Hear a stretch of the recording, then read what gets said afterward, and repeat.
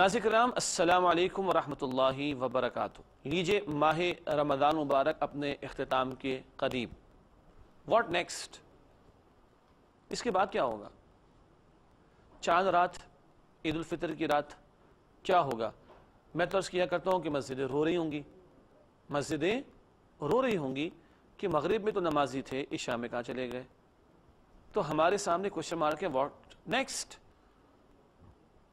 عید کے دن فجر کی نماز، بلکہ فجر پہ بعد میں آتا ہوں، چاند کا اعلان ہو جائے تو فائرنگ ہوتی ہے ہمارے ہاں بڑے بڑے شہروں میں، اور 30ویں روزے کو تو سب کو ہی پتا ہے، بس مغرب ختم شیطان کھل جائے گا، مغرب ہوتے ہی شیطان آزاد، اور ہم بھی آزاد، AK-47 بھی اور ریبیٹر بھی اور سب کچھ، اس سے آگے آپ کو پتا ہے سب کی صفائی ہو رہی ہوتی ہے اس رات کے اندر۔ کیا بھائی ہم بھی آزاد ہو گئے؟ انا للہ و انا الیہ راجعون۔ اور عشاء میں چھٹی، تو رمضان میں نماز کس کے لیے ادا کی تھی؟ اللہ کے لیے، تو عشاء کی نماز کا حکم کس نے دیا ہے؟ اور عید کی صبح کیا ہوگا؟ شاپنگ ہم نے پوری رات کرنی، یہ پہلے کر لی ہوگی، دبا کے ٹکا کے شاپنگ کی، اربوں کی شاپنگ ہو رہی ہے صرف ایک کراچی جیسے شہر میں، اربوں کی کیجئے بھائی، ہم بحث نہیں کرتے، لیکن شاپنگ کرنا فرض تو نہیں ہے، فجر کی نماز ادا کرنا فرض ہے۔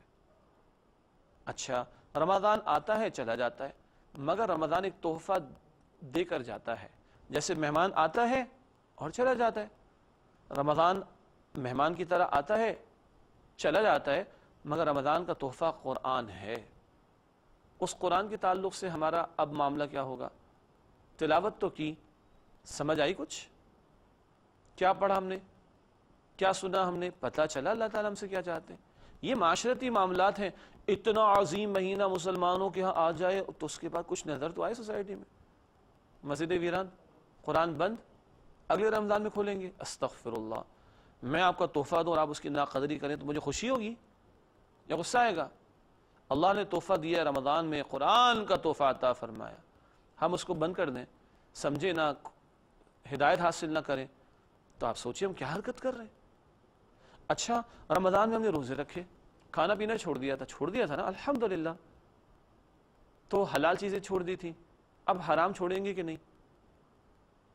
سودی اکاؤنٹ تو نہیں کھولے ہوئے، حرام کمائی تو گھر میں نہیں آ رہی، گالیاں تو زبان پر نہیں آ رہی، ٹی وی کے ڈبے پر گناہ کے کام تو نہیں چل رہے، سیل فون اسمارٹ فون کا غلط استعمال تو نہیں ہو رہا، کسی کی جائیداد ہڑپ تو کر کے نہیں بیٹھا ہوا، کسی یتیم کا مال ہڑپ کر کے تو نہیں بیٹھا ہوا، اختیار کا غلط استعمال تو نہیں کر رہا، کسی پر ظلم تو نہیں کر رہا، قطع تعلقی کر کے تو نہیں بیٹھا ہوا، یہ تو حرام ہے ساری چیزیں۔